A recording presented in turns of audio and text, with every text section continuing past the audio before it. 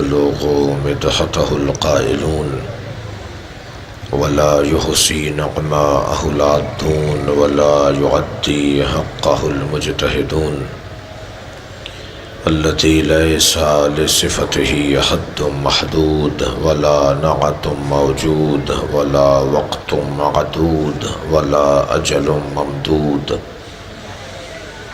فطر الخلائق بقدرته ونشر الرياح برحمته والصلاة والسلام على الرسول المسدد المصطفى الأمجد المحمود الأحمد سيدنا ومولانا ومولى الكونين جد الحسن والحسين وعاني أبا القاسم محمد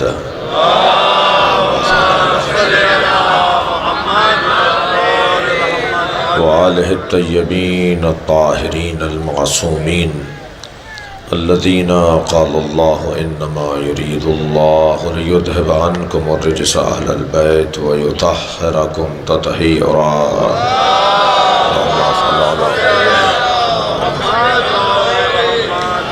ولعنة الله على أعدائهم أجمعين من يوم عداوتهم إلى قيام يوم الدين أما بعد قال الحكيم في قرآن الكريم بسم الله الرحمن الرحيم وإذا سألك عبادي عني فإني قريب أجيب دعوة الداع إذا دعان فليستجيبوا لي وليؤمنوا بي لعلهم يرشدون صلوات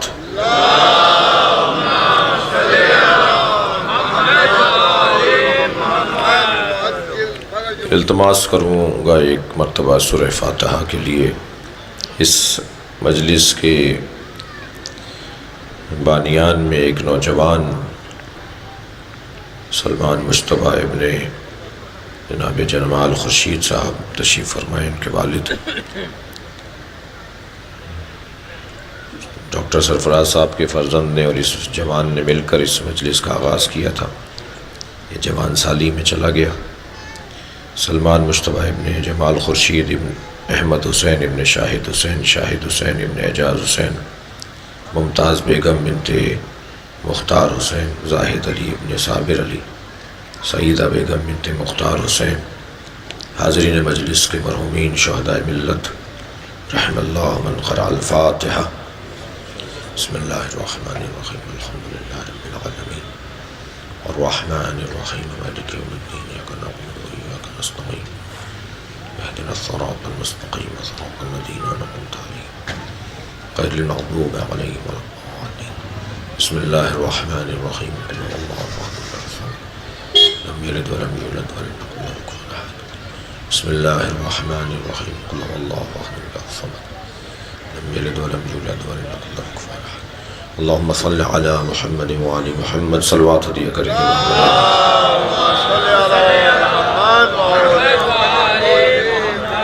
سورہ مبارکہ بقرہ کی آیہ کریمہ جس کا نشان ہے 186۔ اللہ اپنے اس کلام میں اپنے حبیب سے مخاطب ہے۔ ویسے بھی پورا قرآن ایک عاشق اور معشوق کی گفتگو کو کہا جاتا ہے۔ صلوات پڑھیں ذرا نبی کی ذات پہ۔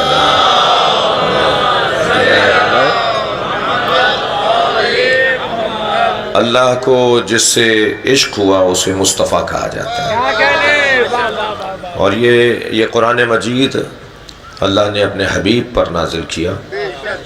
اور یوں تو قرآن میں ایک بڑی تعداد آیات قرآنی کی ہے کہ جو میں اور آپ سمجھ سکتے ہیں، لیکن اللہ نے کچھ مرحلوں پر تو اس طرح سے آیات کو نازل کیا کہ یہ بغیر مصطفیٰ کے سمجھ میں نہیں آ سکتا، اور کہیں کہیں تو ایسے راز میں باتیں ہوئی ہیں جو صاحب راز ہی جان سکتا ہے۔ الف لام میم کا ترجمہ بھی الف لام میم ہی کیا جاتا ہے، اس لیے کہ کچھ پتہ ہی نہیں کہ کیا کہا جا رہا ہے۔ جس سے کہا جا رہا ہے وہ سمجھ رہا ہے، جو کہہ رہا ہے وہ سمجھ رہا ہے کہ میں کیا کہہ رہا ہوں۔ تو نبی کی اور اللہ کی گفتگو ہے، اور اللہ اپنے حبیب سے بات کر رہا ہے، اپنے عاشق سے بات کر رہا ہے۔ اب میں یہ بھی جملہ آپ کی سماعتوں کے حوالے کر دوں کہ یہ طے کرنا بھی، صغیر بھائی جملہ محسوس کیجئے گا، یہ طے کرنا بھی مشکل ہے کہ اللہ عاشق ہے یا اللہ معشوق ہے۔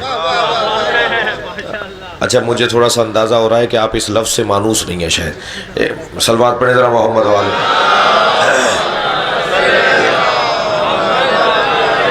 بھائی بہت سارے الفاظ کو کچھ نااہل لوگوں کے استعمال کی وجہ سے بدنامی کا سامنا کرنا پڑا ہے۔ کچھ غیر سیاسی لوگوں نے لفظ سیاست استعمال کیا تو لفظ سیاست بدنام ہو گیا، کچھ ناکام لوگوں نے عشق کیا تو لفظ عشق بدنام ہو گیا، ورنہ کوئی حسین سے پوچھے کہ عشق کسے کہا جاتا ہے۔ صلوات پڑھیں محمد و آل محمد۔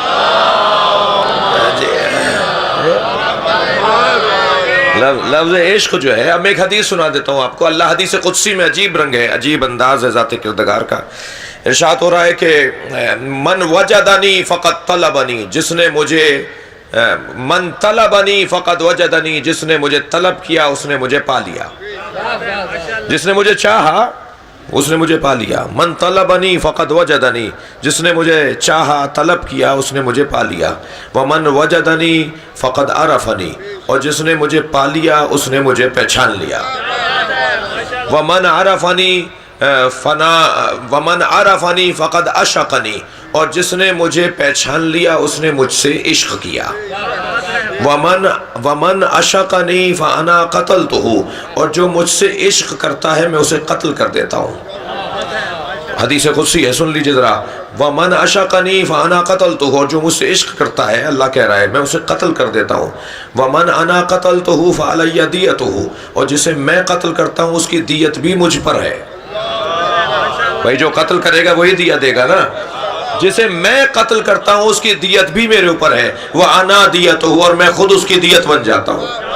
پھر اس کا ہاتھ نہیں ہوتا ید اللہ ہوتا ہے، پھر اس کی آنکھیں نہیں ہوتی عین اللہ ہوتی ہے، پھر اس کے پیر نہیں ہوتے رجل اللہ ہوتے ہیں، پھر اس کا وجود نہیں ہوتا جنب اللہ ہوتا ہے، پھر وہ وجہ اللہ ہوتا ہے، اور پھر حجت اللہ ہوتا ہے۔ صلوات پڑھیں محمد و آل محمد۔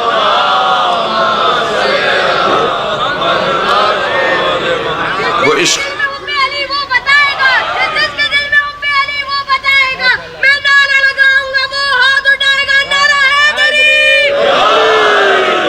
تو مفہوم عشق تو کوئی پوچھے اہل دل سے کہ عشق کہتے کسے ہیں، اور میں جہاں مجلس پڑھ رہا ہوں جو میرے مخاطبین ہیں مجھے خوب اندازہ ہے کہ مجھے کیا پڑھنا ہے۔ ایک صلوات پڑھیں ذرا محمد و آل محمد۔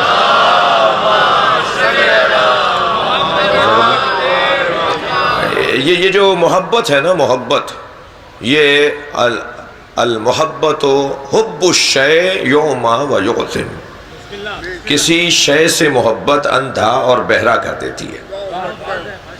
یہ محاورہ بھی ہے اور یہ حدیث سے ماخوذ بھی ہے۔ اس کو عربی بعض احادیث کو محاورات میں یعنی روزمرہ کی گفتگو میں محاورہ کہتے ہیں، عربی میں روزمرہ کی گفتگو میں جو جملے استعمال کیے جاتے ہیں، تو اسے محاورے کے طور پر بھی استعمال کیا جاتا ہے کہ کسی شے سے محبت اسے اندھا اور بہرا کر دیتی ہے۔ تو جب محبت اندھا اور بہرا کرتی ہے تو بہتر نہیں ہے کہ محبوب وہ ہو جس پہ اندھا ہونا جائز ہے، محبوب وہ ہو کہ جس پہ بہرا ہونا جائز ہے، بھئی اسی سے محبت ہو جس کے لیے اندھا ہونا جائز ہے، اس کے نام پر آنکھیں بند ہو جائیں تو پھر اندھیرا نظر نہ آئے بلکہ نور نظر آئے، جس کی وجہ سے اگر کان بند ہو رہے ہیں تو پھر کوئی بات سمجھ میں نہ آ رہی ہو، سنائی نہ دے رہی ہو، مگر اس کی بات سمجھ میں آ رہی ہو۔ تو یہ جو محبت ہے نا، یہ محبت کے بعد کا مرحلہ ہے جسے عشق کہا جاتا ہے، اور اہل دل نے تو اس مفہوم کو بہت روشن کیا ہے۔ آپ دیکھیے اللہ آپ کو لے جائے مولا رضا علیہ السلام کی زیارت کا شرف عطا کرے۔ آپ جب امام کی زیارت کا شرف پائیں گے تو حضرت کے مزار اقدس کے ساتھ ایک بڑی مشہور مسجد ہے جسے مسجد گوہرشاد کہا جاتا ہے، وہ جس کا نیلا گنبد ہے، بہت بڑا گنبد ہے۔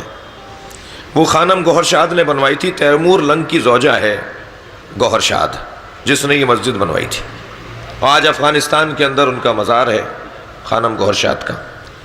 انہوں نے اعلان کیا کہ مسجد میں وہ مزدوری کرے گا اسے نوکری دی جائے گی مسجد بنانے میں۔ مسجد جب بنوانے لگی تو انہوں نے کہا جی نوکر رکھے جائیں، مزدور رکھے جائیں، مستری رکھے جائیں، معمار رکھے جائیں۔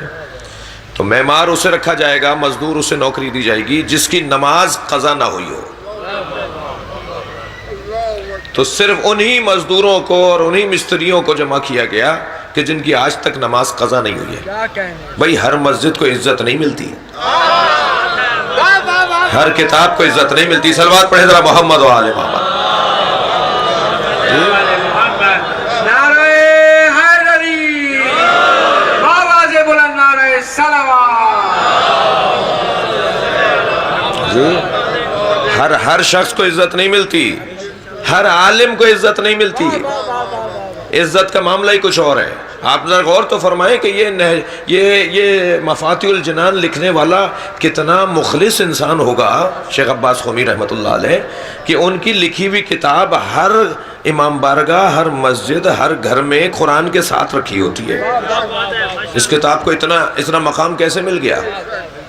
خلوص کی وجہ سے، لکھنے والے کی خلوص کی وجہ سے، لکھنے والے کی خلوص کی وجہ سے۔ کہنے لگے وہ شخص نوکری کرے گا جس کی آج تک نماز قضا نہ ہوئی ہو۔ سارے ایسے ہی لوگوں کو جمع کیا گیا۔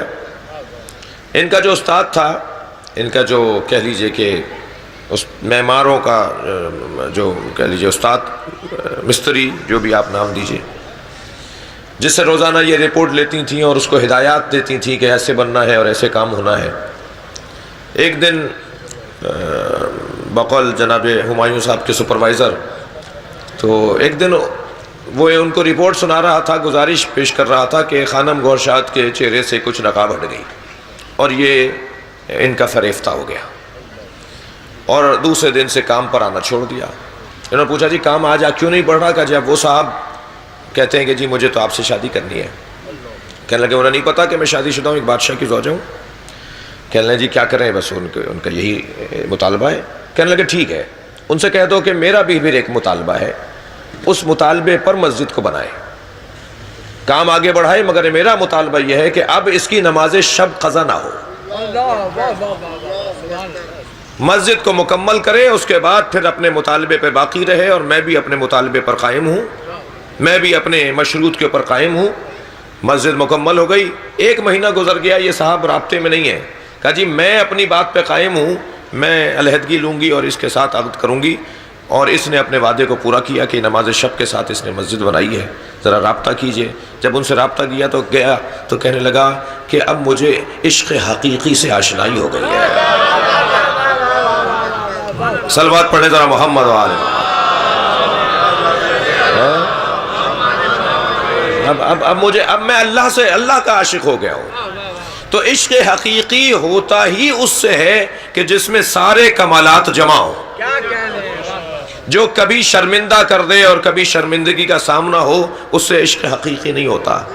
لہذا مفہوم عشق کو اگر کسی نے روشن کیا ہے کہ کیا کہا جاتا ہے، کسے کہا جاتا ہے عشق، تو وہ امام حسین نے، جناب زہرا کے بچوں نے، مولا علی نے روشن کیا ہے کہ عشق کسے کہا جاتا ہے۔ میں علامہ اقبال کے چند مصرے آپ کے سامنے بیان کر دوں جو میری بات ذرا اور علاقائی اعتبار سے معتبر ہو جائے۔ صلوات پڑھیں ذرا محمد والے۔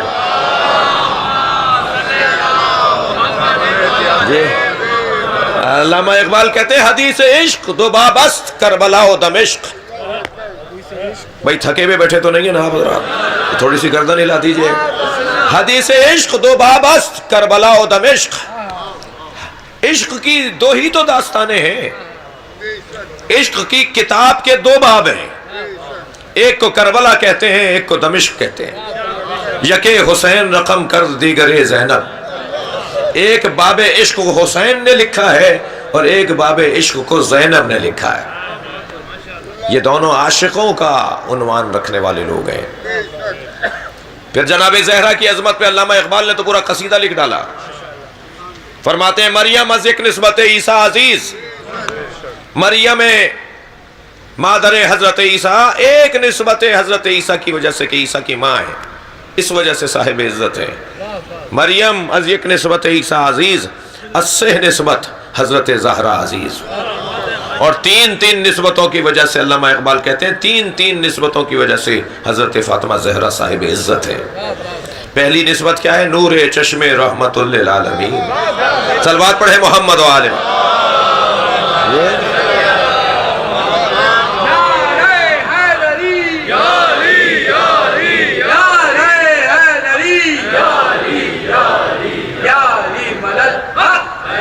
نور چشم رحمت للعالمین آن امام اولین و آخرین.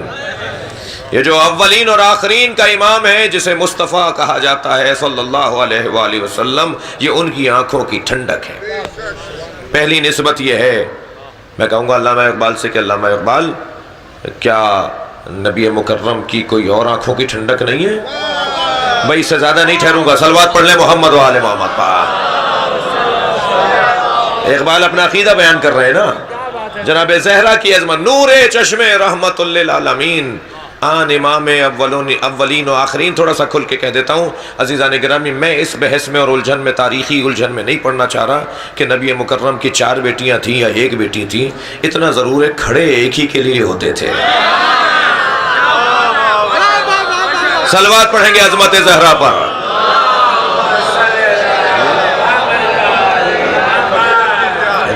نور چشم رحمت للعالمین آن امام اولین و آخرین. اور پھر دوسری نسبت میں فرماتے ہیں بانو آن تاجدار حل عطا. یہ اس کی زوجہ ہے جس کے سر پہ حل عطا کا تاج لگا ہوا ہے. بانو آن تاجدار حل عطا مرتضی مشکل کشا شیر خدا. اقبال کے مطابق علی کو مشکل کشا کہا جاتا ہے. مصور پاکستان مولا علی کو مشکل کشا کہتے ہیں. مرتضی مشکل کشا شیر خدا. اور تیسری نسبت یہ کہ مادر آن مرکز پرکار عشق. یہ اس کی ماں ہے کہ جو عشق کے دائرے کا مرکز ہے.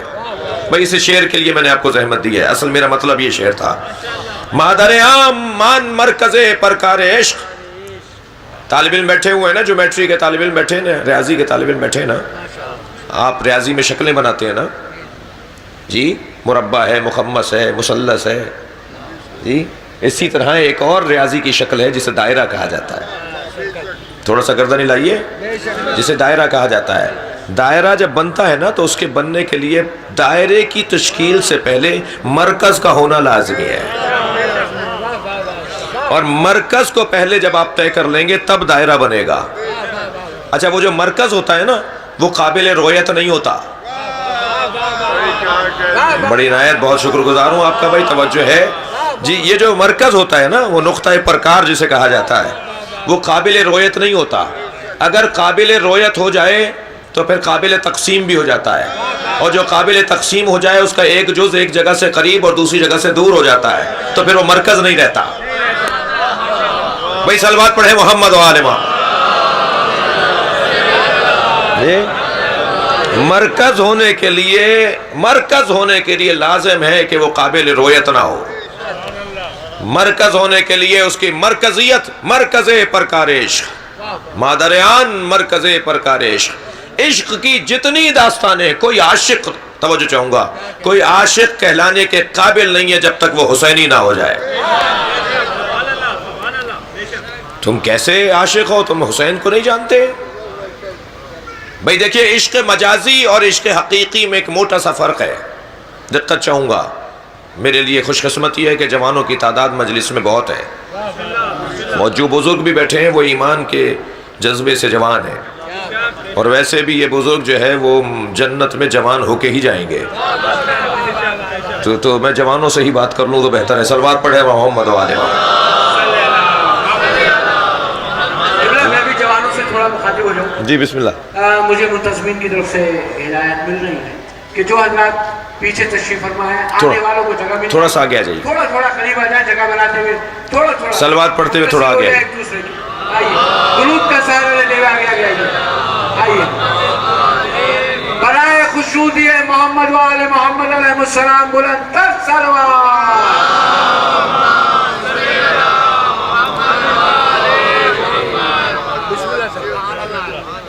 غور فرما رہے ہیں. مادر آن مرکز پرکار عشق. حسین یعنی عاشق. میں ایک جملہ کہہ رہا تھا، سن لیجئے. یہ جو عشق مجازی کا شکار لوگ ہیں نا، میں ان سے کہوں گا کہ وہ عشق ہی کیا جو کہیں بند گلی کا شکار ہو جائے.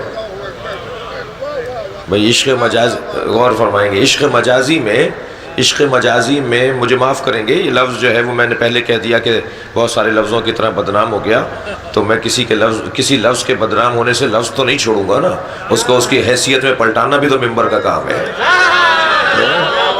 تو یہ اب علامہ اقبال کے اشعار کی تشریح کیسے ہوگی جب تک میں عشق کے مفہوم کو نہیں سمجھوں گا؟ تو یہ جو عشق مجازی ہے نا، یہ اس کا جو عاشق ہوتا ہے، عشق مجازی کا عاشق، عشق مجازی میں عاشق کو پا لینا ہی کمال ہے، اور عشق حقیقی میں عاشق کو پا لینا آغاز ہے۔ ابھی تو بات شروع ہو رہی ہے، ابھی تو پہنچے ہیں ہم اس دروازے پر، ابھی تو آغاز عشق ہے، پا لینا تمام ہونا نہیں ہے، پا لینا آغاز ہے۔ مادریان مرکز، اب امام حسین، کوئی دنیا کا عاشق نہیں ملے گا جو حسینی نہ ہو، لہذا غور فرمائیں، غیر مسلم اگر حسین کے دروازے پر ہیں تو اسی وجہ سے تو ہے کہ عشق کی داستان حسین نے رقم کی ہے۔ جسے علامہ اقبال نے پھر ایک اور جگہ کہا کہ بے خطر کود پڑا آتش نمرود میں عشق، عقل ابھی محو تماشائے لبے بام رہی۔ میں علامہ کے دوسرے مصرے سے بہت زیادہ متفق نہیں ہوں، طالب علم ضرور ہوں، مگر طالب علم ہی استادوں پر اعتراض بھی کرتے ہیں۔ یہ عقل ابھی محو تماشائے، بھائی عقل کو آپ نے عشق سے دور کر دیا۔ میں کہتا ہوں کہ عقل کا عروج ہی عشق کہلاتا ہے۔ نہیں ہو سکتا کہ عقل ہو اور عقل کی کمال کے اوپر پہنچا ہوا اور وہ عاشق نہ ہو۔ آپ فرما رہے کہ عشق آگ میں کود گیا اور عقل ابھی چھت پہ کھڑا دیکھ رہا تھا۔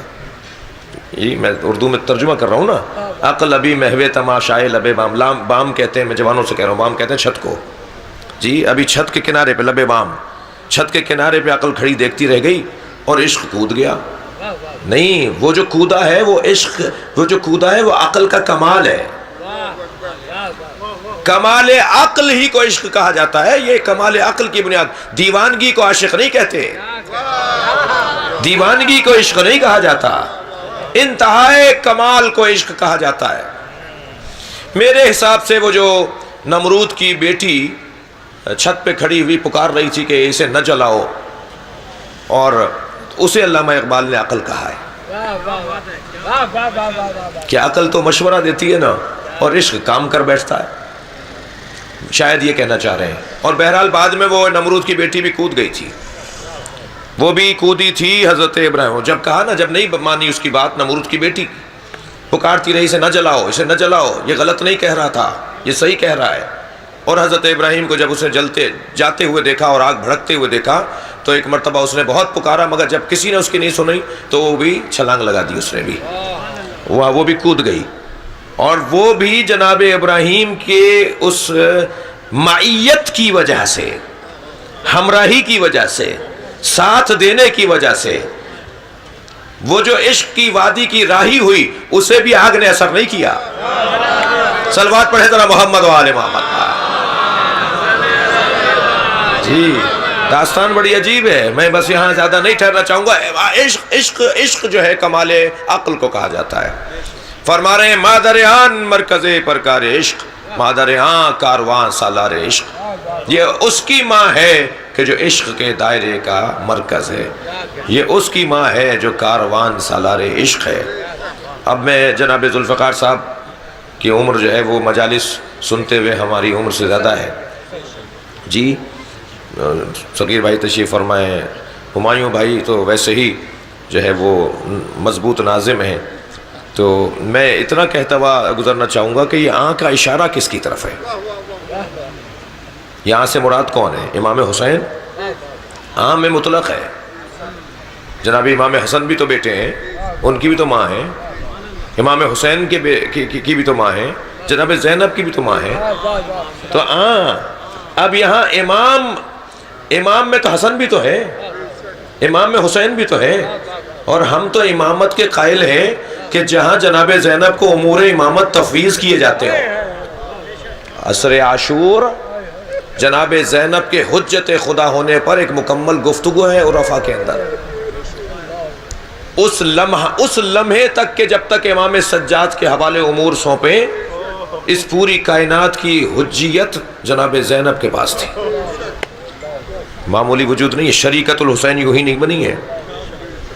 جی اب یہ امام سے مراد دوسرے ہی اسی کلام کے اندر، معاف کیجیے گا، یہاں روشن ہے، ایک جگہ کہہ دیا کہ عشق کی داستان حسین اور زینب نے رقم کی ہے، پھر ایک اسی کلام کے اندر جو یہ کلام علامہ اقبال کا ہے، اسی میں فرماتے ہیں آ یکے شمع شبستان حرم، ذرا صلوات پڑھے محمد والے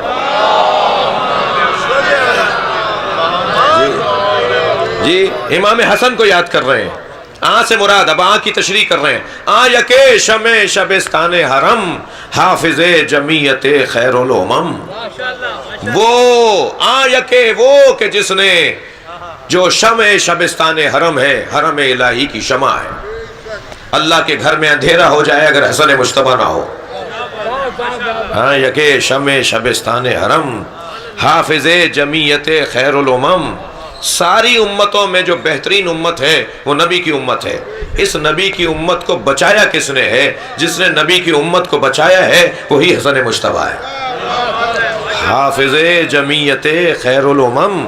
اب دو مصرے دوسرے دیکھیے جس میں علامہ اقبال نے تاریخ کی ایک الجھن کو دور کیا ہے، دقت چاہوں گا، میرے مولا نے کسی کی بیعت کی تھی، یہ شام کے معاملات اور مولا علی کی شہادت کے بعد امام حسن کی جو صلح ہے، یہ صلح ہے یا بیعت ہے؟ علامہ اقبال نے تو میرے حساب سے صلح بھی نہیں مانی ہے، بیعت کا تو ویسے ہی انکار کر رہے ہیں وہ۔ علامہ اقبال کیا فرما رہے ہیں دوسرے دو مصروں میں؟ تا نشیند آتش پیکاروں کی، تا نشیند آتش پیکاروں کی، توجہ چاہوں گا، یہ دشمنی کی اور جھگڑے کی اور لڑائی کی آگ کو ٹھنڈا کرنے کے لیے تا نشینت آتش پیکاروں کی پشت پازد برسرے تاج و نگی، امام حسن نے بیعت نہیں کی ہے، تاج و تخت کو لات ماری ہے، صلوات پڑھے محمد و آل محمد پر، اس سے بلند اور بہتر صلوات نبی کی ذات پر۔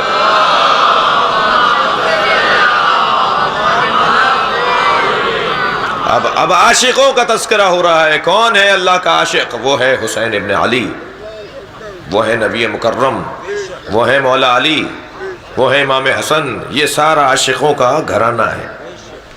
تو یہ کلام پورا عاشق اور معشوق کی گفتگو ہے جی۔ اب کیسے کریں، کیسے طے کریں کہ کون عاشق ہے اور کون معشوق ہے؟ دقت چاہوں گا، ایک جملے کو ہدیہ کر رہا ہوں آپ کو جی۔ جب یہ احمد ہوتے ہیں تو عاشق ہوتے ہیں، جب محمد ہوتے ہیں تو معشوق ہوتے ہیں جی۔ صلوات پڑھ لیں گے محمد و آل محمد۔ اللہ اللہ اپنے حبیب، اذا سألک عبادی انی، اے میرے حبیب جب میرے بندے تم سے پوچھیں میرے بارے میں، فإنی قریب، تو کہہ دیجئے میں قریب ہوں، اجیب دعوت الدائن، میں جواب دیتا ہوں پکارنے والوں کی پکار کا،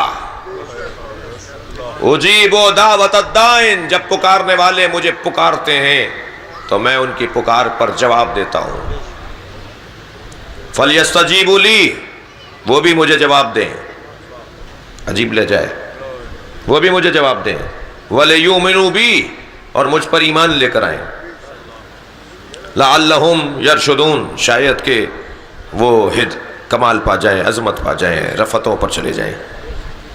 عزیزان گرامی، دعا مومن کا اسلحہ، دعا اللہ کے بندے کا انداز عبادت، نماز بھی دعا ہے اور نماز کے بعد مانگی جانے والی دعا بھی دعا ہوتی ہے۔ ان دونوں دعاؤں میں فرق یہ ہے کہ ایک دعائے توقیفی ہے، وقف شدہ دعا ہے، نہ اس میں میں حرف بڑھا سکتا ہوں نہ میں اس میں لفظ کم کر سکتا ہوں، وقف شدہ۔ صلوات پڑھیں ذرا محمد و آل محمد۔ عبادت توقیفی، عبادت توقیفی ہے، وقف شدہ عبادت ہے۔ جس طرح آپ مسجد میں رکھی ہوئی جانماز کو کہیں اور نہیں لے جا سکتے، اپنے گھر سے اچھی لا کے رکھ دیں اور اپنے گھر لے جائیں، نہیں، آپ کے گھر کی جانماز اگر سونے کی تاروں کی بھی بنی ہوئی ہے تو وہ یہاں لا کے رکھ دیں اور یہاں والی وہاں لے جائیں، اجازت نہیں ہے، کیونکہ وہ وقف ہو گئی ہے۔ جو وقف ہو جاتی ہے شے، اس میں رد و بدل نہیں کر سکتا۔ توجہ چاہوں گا، تو نماز عبادت توقیفی ہے، اور عبادت توقیفی میں، ہر عبادت توقیفی میں کوئی رد و بدل نہیں کیا جا سکتا، وقف شدہ چیز ہے، نہ کچھ بڑھا سکتا ہوں نہ کچھ کم کر سکتا ہوں۔ بڑھانے کا بھی حق اسی کو ہے کہ جسے پڑھنے کا حکم دیا تھا کہ پڑھ کے دکھا دو۔ لہذا نبی فرمانے صلو کما رأیتمونی اصلی، ایسے نماز پڑھو جیسے میں پڑھ کر دکھا رہا ہوں۔ بھئی دقت فرمائیں گے، ایسے نماز پڑھو جیسے میں پڑھ کر دکھا رہا ہوں۔ میرے مولا نبی کی رحلت کے بعد جب 3 دور گزرے اور چوتھے دور میں مولا علی نے بظاہر حکومت سنبھالی اور پہلی مرتبہ ریاستی انداز سے اور سرکاری انداز سے میرے مولا نے نماز جماعت کی امامت فرمائی، تو جیسے ہی نماز مکمل ہوئی تو اصحاب نے آپس میں کہنا شروع کیا لقد ذکرتنی صلاۃ محمدہ، آج علی نے ہمیں محمد کی نماز یاد کروا دی۔ صلوات پڑھ لیں ذرا محمد و آل محمد۔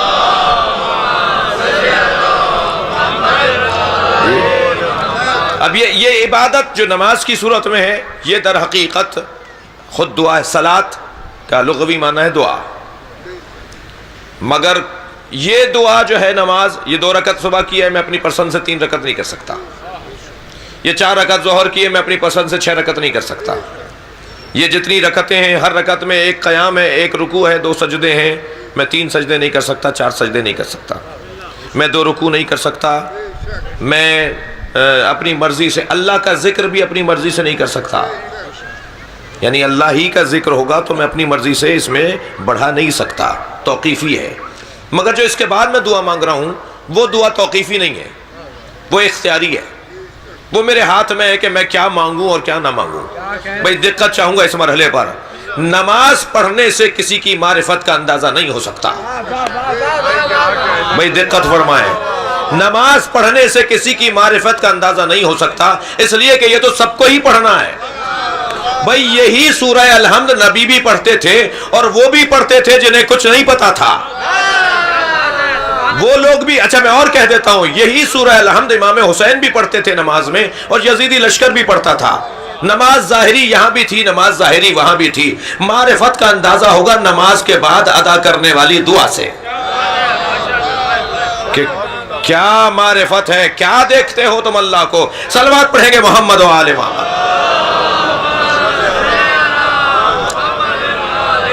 نعرہ تکبیر، نعرہ رسالت، نعرہ حیدری، نعرہ خوشنودی محمد و آل محمد علیہ السلام، بلند تر صلوات۔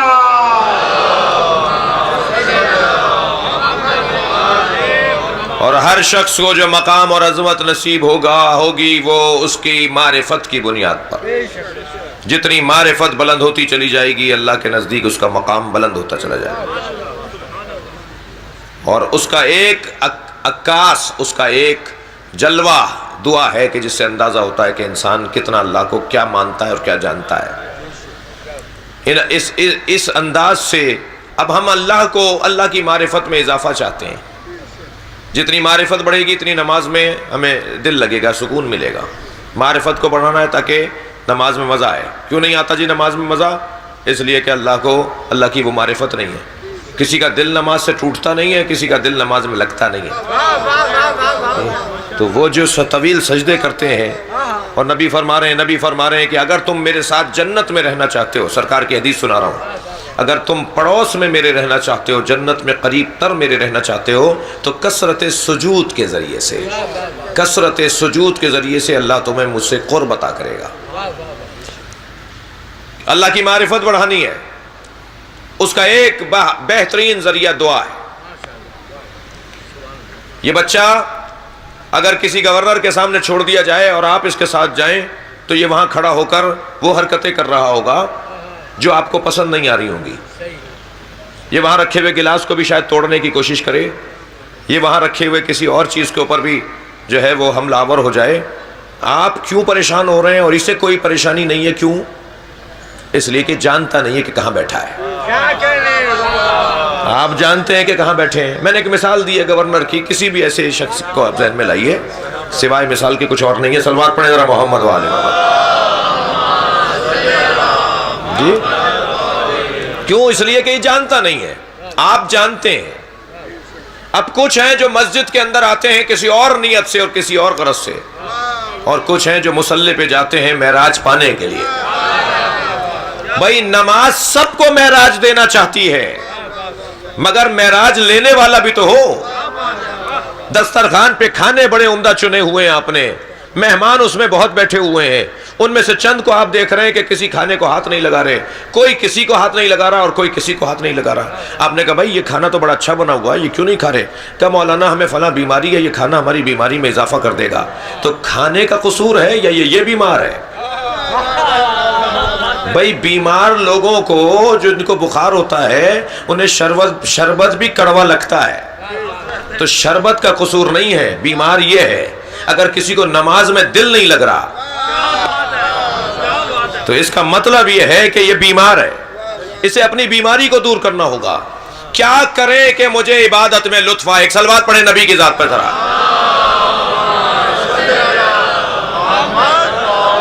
بھائی امام زین العابدین کی مجلس میں تو ایسے ہی بیان ہوگا. ایک صلوات اور پڑھیں محمد و آل محمد.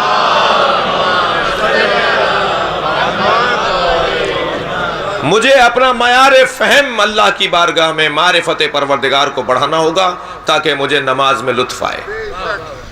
اور کیا کریں، کیسے بڑھے گا میری معرفت کا معیار؟ اس کا ایک بہترین ذریعہ دعا،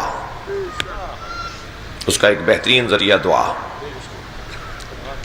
دعائیں تو بہت سے لوگوں نے کی ہوں گی اللہ کی بارگاہ میں، کچھ محفوظ ہو گئی تاریخ کے صفحوں پر، کچھ محفوظ نہیں ہوئیں. البتہ جو محفوظ ہوئی ہیں وہ بھی اس قابل تھیں کہ محفوظ کی جائیں. جی لہذا کبھی نبی مکرم اللہ کی بارگاہ میں دعا کر رہے ہیں، نبی کی دعاؤں پر غور کرنے کی ضرورت ہے. الہی اسألوکا نفسا مطمئنتا، سرکار فرما رہے ہیں یا اللہ میں تجھ سے ایک نفس مطمئنہ چاہتا ہوں، وہ نفس چاہتا ہوں جو تجھ سے مطمئن رہے. سورہ مبارکہ فجر کی آخری آیت میں ارشاد ہو رہا ہے یا ایتھا النفس المطمئنہ ارجعی الی ربک راضیۃ مرضیہ. راضیہ اس میں فاعل ہے، مرضیہ اس میں مفعول ہے. راضی ہوتا ہے بندہ جب اللہ سے راضی ہو جائے، مرضی ہوتا ہے کہ جب اللہ اس سے راضی ہو جائے. یہاں پر اللہ کہہ رہا ہے پہلے بندے مجھ سے تو راضی ہو جا تبھی تو میں تجھ سے راضی ہوں گا. یعنی اللہ چاہتا یہ ہے کہ بندے مجھ سے راضی ہو جائیں کہ میں جس گھر میں پیدا ہوا ہوں ٹھیک پیدا ہوا ہوں، فلاں زبان بولنے والا پیدا ہوا ہوں ٹھیک پیدا ہوا ہوں، اتنے پیسے میرے پاس ہیں ٹھیک ہیں، اتنی میری صلاحیتیں اور توانائیاں ہیں یہ ٹھیک ہیں، میں اللہ کی تقسیم پر راضی ہو جاؤں. اسے کہتے ہیں راضیتاً. اور پھر اللہ راضی ہوگا مرضیتاً. نفس سے مطمئنہ چاہیے. اللہ کے حبیب اللہ سے مانگ رہے ہیں. آگے بڑھیے، مولا کائنات نے کیا مانگا ہے؟ دعائے صبح کے اندر، دعائے کمیل کے اندر مولا نے ہمیں اللہ سے بات کرنے کا سلیقہ عطا کیا ہے. آپ شیعوں سے اگر کوئی پوچھے کہ آپ کا عقیدہ توحید کیا ہے تو زیادہ الجھے نہیں، دعائے کمیل پکڑا دے کہ یہی ہمارا عقیدہ توحید ہے، یہ جو مولا علی نے ہمیں بتائی ہے. ممکن ہے کوئی کہے صاحب اس سے آپ کا کیا تعلق ہے؟ اس کا نام ہے دعائے کمیل. کمیل ابن عمر ازدی سے میرے مولا نے یہ بیان فرمائی ہے، اور کمیل کو مارا ہی شیعہ ہونے کے جرم میں گیا تھا. لہٰذا کوئی یہ نہیں کہہ سکتا کہ کمیل تو فلاں تھے. کمیل کے اوپر تو حجاج ابن یوسف کا ظلم، زبان کھینچی ان کی، صرف اس جرم میں کہ علی کا قصیدہ پڑھ رہے تھے. جو کھلا روشن ایک ایسا صحابی پیغمبر جسے علی کی محبت کے جرم میں مارا گیا ہے. تو دعائے کمیل کو کہیں اور نہیں لے جایا جا سکتا، دعائے کمیل کو کہیں اور نہیں لے جایا جا سکتا. دعائے کمیل پیش کر دیں، دعائے صبا پیش کر دیں، مولا سجاد کی دعائے ابو حمزہ صومالی پیش کر دیں، جوشن کبیر دے دیجئے. کیا صفات بیان ہو رہے ہیں جوشن کبیر کے اندر. ایک ایک فراز، ایک ایک چیپ جو اس کا جو پیراگراف ہے وہ مکمل معرفت الہی کا باب ہے. 100 باب قائم کیے ہیں معصوم امام نے اللہ کی معرفت کی. دعائے صبا، دعا کمیل. اچھا مولا علی کی بات کر رہا تھا. مولا کائنات اگر ان کی ساری دعاؤں کو کہا جائے کہ صاحب ان کی ساری دعاؤں کا نچوڑ کس دعا کو کہا جائے تو وہ یہ دعا ہے جو میں بھی آپ کو سنا دیتا ہوں. الہی کفا بی عدہ ان اکون لکا عبدہ. یا اللہ میرے لیے سب سے بڑی عزت یہ ہے. کون کہہ رہا؟ علی. یا اللہ میری سب سے بڑی عزت یہ ہے کہ میں تیرا بندہ ہوں، وَكَفَى بِي فَخْرًا أَن تَكُونَ لِي رَبًّا، اور علی کا سب سے بڑا فخر یہ ہے کہ تو علی کا رب ہے۔ صلوات پڑھیں محمد و آل محمد۔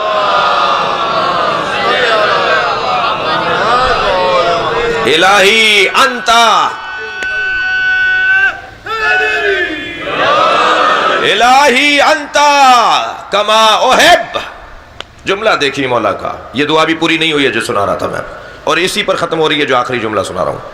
الہی انتا کما احب، یا اللہ تو ایسا ہی ہے جیسا میں چاہتا تھا، وَجْعَلْنِي كَمَا تُحِبُّ، اور مجھے بھی ایسا بنا دے جیسا تو چاہتا ہے۔ یہ تمام دعاؤں کا خلاصہ ہے جو علی بن ابی طالب بیان فرما رہے ہیں۔ یا اللہ مجھے ایسا بنا جیسا تو چاہتا ہے۔ تھک تو نہیں رہے نا حضرات، دیر تو نہیں ہو رہی نا، تو میں ایک سوال کرنے جا رہا ہوں، مولا علی کی دعا قبول ہوئی ہے یا رد ہوئی ہے؟ علی کی دعا قبول ہوئی ہے دو باتوں کی وجہ سے۔ ایک تو یہ چیز جو علی مانگ رہے ہیں، الہی وَجْعَلْنِي كَمَا تُحِبُّ، مجھے ایسا بنا جیسا تو چاہتا ہے، تو یہ تو اللہ خود کہہ رہا ہے نا مجھ سے یہ مانگو میں دوں گا، تو جو چیز اللہ دینا چاہ رہا ہے وہی تو مانگ رہے ہیں علی، تو مولا کی دعا قبول ہو رہی ہے۔ اور جب علی کی دعا قبول ہو رہی ہے تو اب اگر دیکھنا ہے کہ اللہ کیسا خلیفہ چاہتا ہے تو دیکھو علی کیسا خلیفہ ہے۔ اگر دیکھنا ہے کہ اللہ کیسا شجاع چاہتا ہے تو دیکھو کیسا علی شجاع ہے۔ اگر دیکھنا چاہتے ہو اللہ کیسا سخی چاہتا ہے تو جیسا علی ہے ایسا ہی اللہ چاہتا ہے۔ مولا فرما رہے ہیں مجھے ایسا بنا دے جیسا تو چاہتا ہے، تو جو علی کے اندر کمالات ہے وہ وہی ہے جو اللہ چاہتا ہے۔ تو اگر کسی کو چاہیے کہ وہ ایسا بن جائے کہ اللہ کیسا چاہتا ہے تو علی کو دیکھتے رہو، ایسے ہی بنتے چلے جاؤ گے جیسا اللہ بنانا چاہتا ہے۔ صلوات پڑھیں گے محمد و آل محمد۔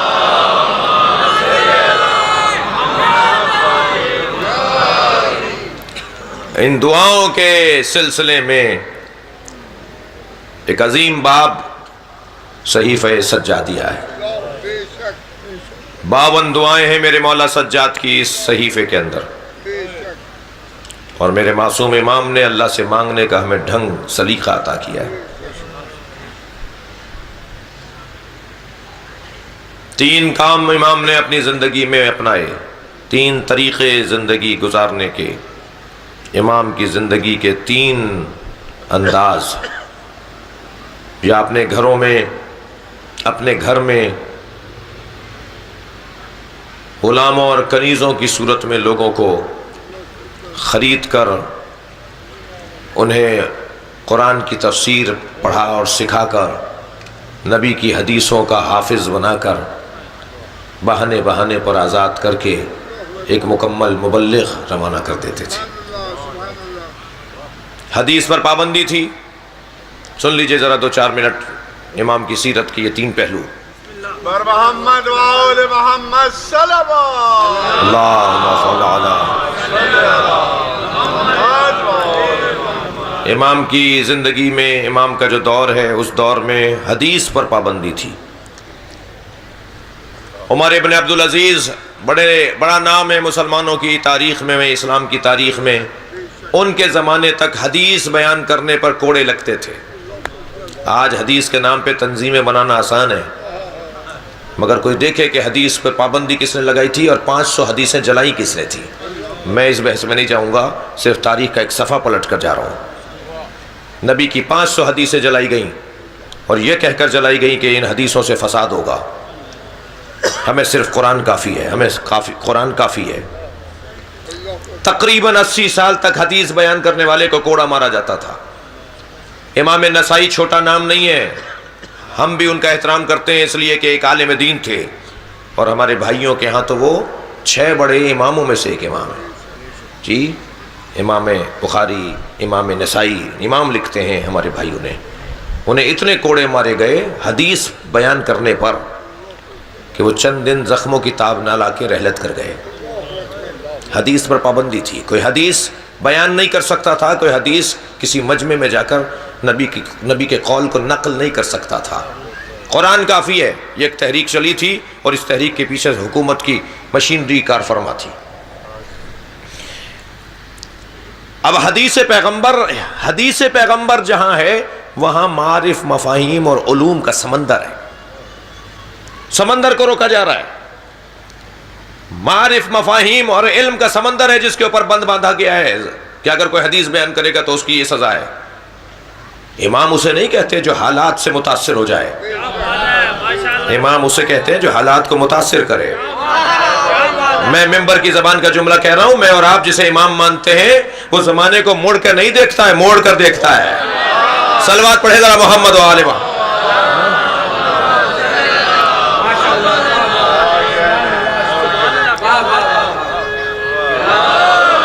علی جیسا بساتے دہر پا گوہر نہیں دیکھا، کئی صدیاں ہوئی پر ایسا قداور نہیں دیکھا. وہ واحد شخص ہے جس نے کہ اپنی عمر بھر ظاہر زمانہ موڑ کر دیکھا، کبھی موڑ کر نہیں دیکھا. واہ واہ، صلوات پڑھیں گے ذرا محمد و آل محمد. واہ بھائی واہ، آباد آباد نقو صاحب، جزاک اللہ. ناظم میں نے تو پہلے یہ اقرار کر لیا تھا مضبوط ناظم ہے، اور یہی کام، یہی ناظم کا انداز ہوتا ہے. حدیث پر پابندی. اب حدیث میں جملہ تکرار کر رہا ہوں، حدیث ایک معرفت کا سمندر، نبی کے جو اقوال ہیں، نبی کی زبان سے نکلے ہوئے الفاظ، وہ معرفت کا سمندر ہے، وہ علم کا ایک سمندر ہے، اسے روک دیا گیا. ہم جنہیں امام مانتے ہیں وہ کسی کے پابند نہیں ہیں، وہ مشیت کے پابند ہیں. کیا کریں؟ میرے معصوم امام کپڑے اپنے خود طے کرتے تھے، خود اپنے کپڑوں کو تبدیل کرتے تھے، خود اپنے کپڑوں کو پانی سے نکالتے تھے، اپنا کھانا خود بناتے تھے، اپنا بستر خود سیدھا کرتے تھے، اپنا بستر خود لپیٹتے تھے، اور 80 کنیزیں تھیں اور 100 سے زیادہ غلام تھے. دقت فرمائیں، امام کے 100 سے زیادہ غلام تھے، امام سجاد کی 80 کنیزیں تھیں. جو اپنا بستر خود طے کرتا تھا، اپنا بستر خود سیدھا کرتے تھے. پانی مانگنے کے لیے صرف اپنی کنیز کو یا اپنے غلام کو آواز دیتے تھے، اس لیے کہ حکم ہے کہ پانی کے لیے آپ اپنے والدین کو بھی کہہ سکتے ہیں. جی اتنا اجر ہے پانی پلانے کا کہ آپ والدین کو کہیے تاکہ یہ اجر اور یہ ثواب والدین کو بھی ملے. واحد کام ہے جو ماں باپ کو کہا جا سکتا ہے. جی جس کی اتنی کنیزیں، جس کے اتنے غلام، کام وہ اپنا خود کرتے تھے. یہ غلام رکھے کیوں تھے؟ یہ کنیزیں رکھی کیوں تھیں؟ مقصد یہی تھا کہ غلام اور کنیز خریدتے تھے، انہیں نبی کی حدیثوں کا حافظ بناتے تھے، اور پھر ایک پانی پلا دینے پر آزاد کر دیتے تھے. اور صلوات پڑھ لے ذرا محمد وال. اب یہ کنیز آزاد ہو کر نہیں جا رہی ہوتی تھی، یہ غلام آزاد ہو کر نہیں جا رہا ہوتا تھا، بلکہ یہ مبلغ دین بن کے جا رہا ہوتا تھا، یہ نبی کی حدیثوں کا محافظ بن کے جا رہا ہوتا تھا. ایک کام میرے مولا کا مدرسہ علمی کی تشکیل، یہ علمی مدرسہ تھا کنیز اور غلاموں کی صورت میں. دوسرا جو آپ کی سیرت کا بڑا غالب پہلو ہے وہ یہی جو میں بھی بات کر رہا تھا، جو میرا مقدمہ گزرا ہے پورا، وہ ہے ادعیہ کے ذریعے، دعاؤں کے ذریعے سے امام نے اپنی حاجات کو اللہ کی بارگاہ میں رکھا ہے. معرفت الہی کا سامان، اللہ کی معرفت کا سامان. اور تیسرا مشغلہ امام کا ذکر کربلا، مسلسل مجالس، مسلسل فرش عزا. کوئی دن نہیں ہوتا تھا جب امام کے گھر میں مجلس نہ ہوتی ہو. سن 61 ہجری سے 95 ہجری تک جوڑیے کتنے سال ہوئے؟ 35 سال. 35 سال میرے مولا نے گریہ کیا ہے، آنکھوں سے پانی ختم ہو گیا تھا، مولا کی آنکھوں سے خون بہتا تھا. جب کبھی پانی آتا تھا تو پانی کو دیکھ کر امام سجاد روتے تھے. کسی نے پوچھا مولا پانی کو دیکھ کر کیوں گریہ فرماتے ہیں؟ فرمایا مجھے وہ منظر یاد آ جاتا ہے جب میرے بابا علی اصغر کے لیے پانی مانگ رہے تھے. سب سے زیادہ امام سجاد کو اپنے بابا حسین کے پیاس کی تکلیف تھی. جب کسی نے پوچھا نا مولا آپ کو کچھ منظر، کیا منظر یاد ہے؟ فرماتے ہیں میں اس منظر کو نہیں بھلاتا کہ جب میرا بابا سوکھے ہونٹوں کے ساتھ مارا گیا. اجرکم اللہ، اجرکم اللہ. تھکیں گے نہیں اگر رونا آ رہا ہو تو. آپ کی آوازیں بلند ہو رہی ہیں، مجلس میں جب بیٹھے ہیں تو پرسہ دینا حق ہے، اس مجلس کا حصہ ہے اور اہم ترین حصہ ہے. میں سوال کر رہا ہوں رونے والوں سے، عزاداروں سے، کربلا میں سب سے زیادہ پیاسا کون تھا؟ کربلا میں سب سے زیادہ پیاسا علی اصغر تھے، سب سے زیادہ پیاسے حضرت علی اکبر تھے، کربلا میں سب سے زیادہ پیاسے امام حسین تھے، اس لیے کہ سب سے آخر میں شہید ہوئے ہیں۔ دلیل دینے جا رہا ہوں، 3 دلیلیں مقتل کی تاریخ سے اور صفحات سے عرض کروں گا۔ پہلی دلیل یہ کہ جب ذوالجناح خبر شہادت پہنچانے آیا ہے، اچھا عجیب داستان ہے، کربلا کا واقعہ بڑا عجیب ہے، فطریات سے بھرپور ہے۔ آپ نے بہت سنا ہوگا کہ بیٹیوں کو باپ سے محبت ہوتی ہے اور باپ بھی بیٹیوں کی طرف زیادہ پیار اور رغبت رکھتے ہیں۔ میں نے کربلا کے میدان میں دیکھا ہے، ذوالجناح جب امام حسین کی شہادت کی خبر سنانے آیا ہے نا، خیمہ گاہ کی طرف دوڑتا ہوا آیا ہے، ایسے پیر مار رہا تھا زمین پہ جیسے ماتم کر رہا ہو۔ مقتل کا جملہ ہے، اس کے گلے سے ایسے آواز نکل رہی تھی جیسے جانور ذبح ہوتا ہے تو نرخڑے سے آواز نکلتی ہے۔ اور میرے مولا سجاد سے کسی نے پوچھا تھا، مولا یہ کیا کہتا ہوا آ رہا تھا؟ تو امام نے جملہ فرمایا، یہ کہتا جا رہا تھا، الدلیمہ الدلیمہ، ظلم ہو گیا، ظلم ہو گیا، حسین کو مار دیا، حسین کو مار دیا۔ یہ اپنے منہ سے یہ کہہ رہا تھا، ظلم ہو گیا، ظلم ہو گیا۔ اور یہ آیا ہے خیمہ گاہ کی طرف، سنیں گے عزادارو، ذوالجناح نے جناب زینب کے خیمے کا رخ نہیں کیا، ذوالجناح نے جناب رباب کے خیمے کا رخ نہیں کیا، ذوالجناح وہاں نہیں گیا جہاں ام لیلہ تھی، ذوالجناح وہاں نہیں گیا جہاں امام سجاد تھے، ذوالجناح اس خیمے میں گیا ہے، اس خیمے کے در پہ گیا ہے جہاں سکینہ تھی، اس لیے کہ بیٹی کو خبر دینی ہے، بیٹی کو خبر دینی ہے بابا مارا گیا۔ ایک مرتبہ بی بی باہر آئی بابا کے گھوڑے کی آواز سن کر، میری بی بی سکینہ نے جب دیکھا کہ زین ڈھلکی ہوئی ہے، رکاب زمین پر خط بنا رہی ہے، بابا گھوڑے پر نہیں ہے، گھوڑا تنہا آیا ہے، تو انتہائی وقار کے ساتھ پیر اٹھائے، سمجھداریاں قربان ہو اولاد حسین پر، کربلا والوں پر عقل مندیاں قربان ہو، حوصلہ اور ہمت قربان ہو جناب سکینہ پر، انتہائی وقار کے ساتھ قدم اٹھائے اور گھوڑے کے قریب جا کر کہا، اے بابا کے گھوڑے اتنا بتا دے، میرے بابا کو پانی پلا کر مارا یا میرے بابا کو پیاسا مار دیا؟ ایک دلیل، کربلا میں سب سے زیادہ پیاسے امام حسین تھے۔ دوسری دلیل سنیں گے، کربلا میں سب سے زیادہ پیاسا کون تھا؟ کربلا میں سب سے زیادہ پیاسا امام حسین تھے۔ اس کی دلیل یہ ہے کہ امام سجاد نے انگشت شہادت سے قبر پر یہ نہیں لکھا ھذا قبر الحسین الذی قتلوا مظلوما، یہ اس کی قبر ہے جسے مظلوم مارا، یہ اس کی قبر ہے جسے غریب مارا، یہ اس کی قبر ہے جسے گھیر کے مارا، یہ اس کی قبر ہے جسے بھوکا مارا۔ امام نے کیا لکھا؟ الذی قتلوا عطشانا، یہ اس کی قبر ہے جسے پیاسا مارا۔ کربلا میں سب سے زیادہ پیاسے امام حسین ہیں۔ پانی کو دیکھتے ہیں تو امام سجاد روتے ہیں، کھانا سامنے آ جاتا ہے تو امام زین العابدین روتے ہیں۔ پوچھنے والے اس کا جواب دیا، جب میں کھانا دیکھتا ہوں تو مجھے کملائے ہوئے چہرے یاد آ جاتے ہیں۔ کربلا کے میدان میں بھوک بھی تھی اور پیاس بھی تھی، لیکن آپ دیکھیے نقن صاحب کا بڑا عجیب جملہ ہے، فرماتے ہیں پانی مانگنا مرام انسانیت کے خلاف نہیں ہے، کسی سے بھی پانی مانگا جا سکتا ہے، اس لیے بچے العطش تو کہتے تھے، مگر روٹی مانگنا مرام انسانیت کے خلاف ہے۔ ان بھوکے بچوں نے کبھی نہیں کہا کہ ہمیں بھوک لگ رہی ہے۔ اگر کبھی کوفے میں کسی نے صدقے کی کھجوریں بھی دی تو جناب زینب کی آواز آئی، الصدقۃ علینا حرام، صدقہ ہم پر حرام ہے۔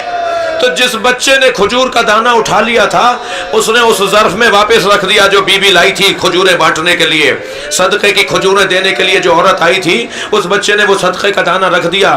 تو وہ عورت آگے بڑھ کے بی بی زینب کے قریب آئی، کہنے لگی بی بی صدقہ تو اہل بیت پہ حرام ہے، آپ کون ہیں؟ میری بی بی نے فرمایا تو اہل بیت کو پہچانتی ہے؟ کون ہے اہل بیت کا فرد اس وقت دنیا میں؟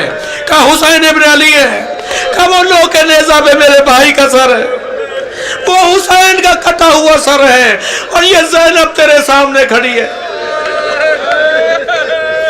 اجرکم اللہ، کبھی میرے مولا سجاد اجرکم اللہ، تھکیں گے نہیں اگر رونا آ رہا ہے، اپنی آوازوں کو آزاد رکھیں گے۔ ابھی آپ امام سجاد کی آپ بیٹھ جائیے، امام سجاد کے تابوت کی زیارت کریں گے نا ابھی عزادارو، تو خیال رہے یہ اس کا تابوت ہے جس کا بدن زخمی بہت ہے، خیال رہے تابوت کا بوسہ دیتے وقت یہ اس کا تابوت ہے جس کے جنازے پہ غسال رویا ہے، بھئی 3 جنازوں پر غسل دینے والا رو کر باہر آ گیا، غسل نہیں دے پایا جنازے کو، بس میں مجلس ختم کر رہا ہوں، گریہ ہو گیا۔ 3 جنازوں پر غسل دینے والا رو کر باہر آیا ہے۔ ایک جنازہ جناب زہرا کا جنازہ ہے، مولا علی کے رونے کی آواز گلی میں سنائی دی جا رہی تھی۔ سلمان نے کوچے میں سنا تھا کہ علی زہرا کو غسل دیتے ہوئے رو رہے تھے۔ پوچھا ہے مولا آپ جیسا صابر امام کسی نے نہیں دیکھا۔ فرمایا جب میں زہرا کو غسل دے رہا تھا تو زہرا کی 2 پسلیاں ٹوٹی ہوئی تھی، مجھے فاطمہ نے نہیں بتایا میری پسلیاں ٹوٹی ہوئی ہیں۔ اجر و کمال اللہ۔ دوسرا جنازہ سنیں گے عزادارو، وہ جناب سکینہ کا جنازہ ہے۔ کسی نے پوچھا تھا امام سجاد سے مولا آپ کی عمر تو اتنی نہیں ہے، آپ ضعیف کیسے ہو گئے، آپ پر یہ بڑھاپا کیسا ہے؟ تو آنکھوں میں آنسو بھر کے فرمایا بہن کے جنازے نے بوڑھا کر دیا، سکینہ کے جنازے نے زین العابدین کو بوڑھا کر دیا۔ بی بی کے جنازے کو غسل دینے کے لیے جو غسالہ آئی تھی نا، وہ روتی ہوئی باہر آئی اور امام سجاد سے کہنے لگی اے اسیر زندان اتنا بتائیے آپ کی بہن کو بیماری کیا تھی، کس بیماری میں یہ بچی مری ہے؟ میرے مولا نے فرمایا میری بہن کو کوئی بیماری نہیں تھی۔ کہنے لگی جب میں نے کرتا علیحدہ کیا تو بدن پہ نیلے نشان تھے۔ میرے مولا کی آنکھوں میں آنسو آ گئے، یہ تازیانوں کے نشان ہیں۔ اجر و کمال اللہ۔ ایک اور جنازہ سن لیجئے۔ میرے مولا امام محمد باقر کو بلایا اپنے قریب، کہا محمد باقر بتاؤ زہر دے دیا ہے حشام نے، میرے مولا کے بدن میں زہر کا اثر بڑھ چکا ہے، شہادت قریب ہے 25 محرم 95 ہجری۔ میرے مولا نے امام باقر کو بلا کر کہا محمد باقر بتاؤ کربلا میں کتنے سال کے تھے؟ امام باقر نے فرمایا بابا میں 3 سال کا تھا۔ کہا باقر بتاؤ کربلا میں تم نے کیا دیکھا؟ اب امام محمد باقر مصائب سنا رہے ہیں، امام سجاد گریہ کر رہے ہیں۔ فرمایا بابا میں نے دیکھا دادا حسین علی اکبر کا لاشا لائے ہیں، میں نے دیکھا دادا حسین قاسم کا لاشا لائے ہیں، میں نے دیکھا دادا حسین علی اصغر کا لاشا لائے ہیں۔ ایک ایک شہید کا بیان امام باقر نے بیان کیا اور امام سجاد نے گریہ کیا۔ سنیں گے کس جملے پر مولا کی روح پرواز کر گئی؟ امام باقر نے فرمایا بابا میں نے دیکھا دادی زینب کے سر سے چادر اتر رہی ہے۔ میرے مولا نے رونا شروع کیا، اتنی دیر روتے رہے کہ آواز آئے انا للہ وَإِنَّا إِلَيْهِ رَاجِعُونَ۔